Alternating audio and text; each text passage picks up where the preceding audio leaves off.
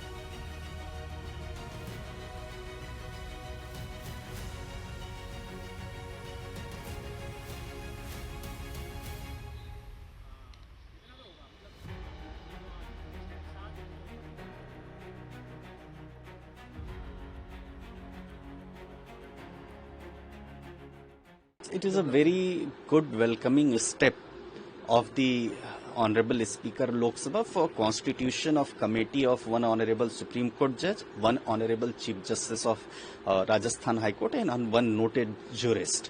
See, look, just the way the allegations were labelled and cash were found from the official residence of Honorable Justice Yashwant Verma.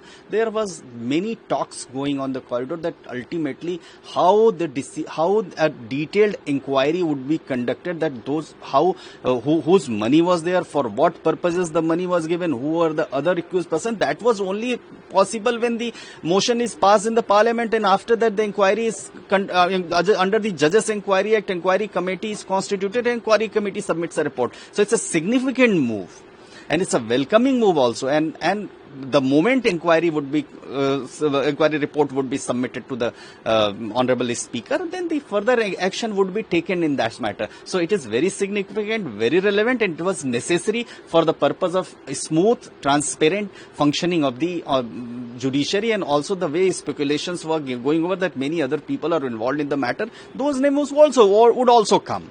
See, honorable judges and judiciary is very independent and very transparent, and very effectively they deliver the justice.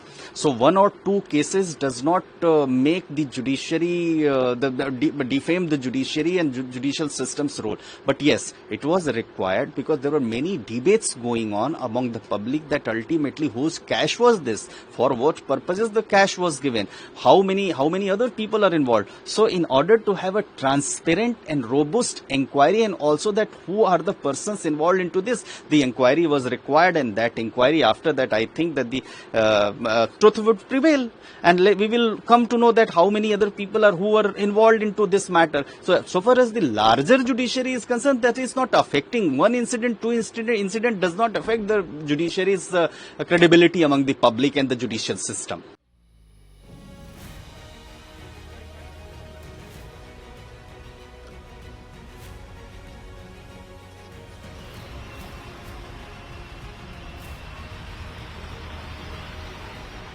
The impeachment motion in any case was supposed to go to him, and he has to apply his mind in the beginning to opine whether prima facie is there any substance in the allegation or not. So that, I think, exercise has already been done, since he has admitted the motion, although he had the power even to refuse the motion, but he has admitted means he is convinced that there is some allegation. But we should not form any opinion at this stage, because this is only an initiation of process. these proceedings under the Act are like a trial in the court. So now the committee has been constituted, and the committee will go into the entire allegation. Charges will be framed just like we have charges in the court. And then there are lawyers who are appointed from both the sides. The Honorable Judge has an option to engage a lawyer. The committee will have a lawyer who are going to press charge. And then principle of natural justice has to be complied with. The evidence will be adduced. Cross-examination of the witnesses is also permitted. The committee has a right to summon their own witnesses if they want to. So therefore, and then after that, once the evidence is adduced, then a decision is taken and a report is prepared by the committee. Then the report is tabled before the Parliament. Sir, recently, Yashwant Verma has opposed the Supreme Court for claiming that he was not get a fair trial in the matter. Yes, How do you yes. see his point of view? I think, that challenge was challenged to the in-house committee of the Supreme Court.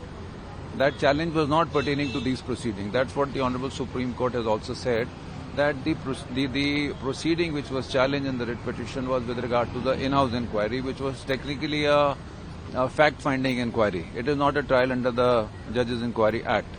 So those proceedings were different. I don't think that the disposal of the writ petition will have an impact on the investigation which will be conducted by the inquiry committee now.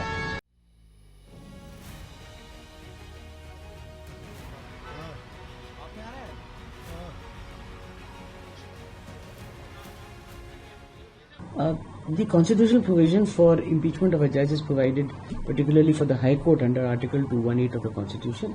On a finding of impeachment and action being given for a motion, the same is accepted by the Speaker. On such acceptance by the Speaker, committee is constituted under the Judges Inquiry Act. The committee constitutes of 3 members and basically has a nominee of the Chief Justice of the Supreme Court, the Chief Justice of the High Court, and an eminent jurist. This particular committee is supposed to frame charges against the judge concerned for whom impeachment is sought, and on such finding of the charges and the necessary inquiries being made, the necessary action and the finding is made by the committee.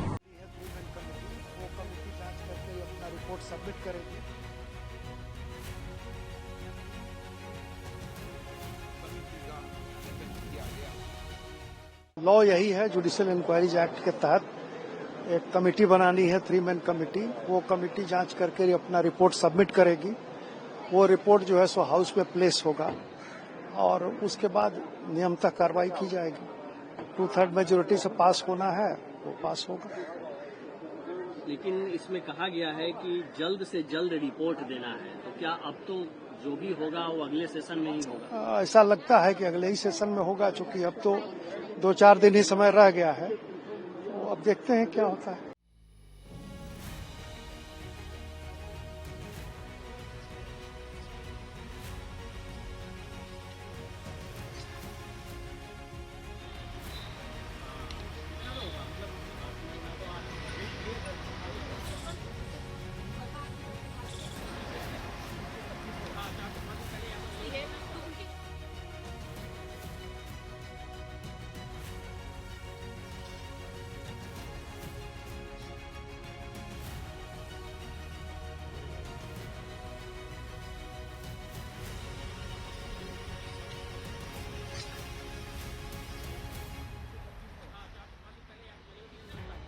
आपको दिखा दें कि आज सुबह जब NDMC की team पहुंचती है तो उनके घर से बाहर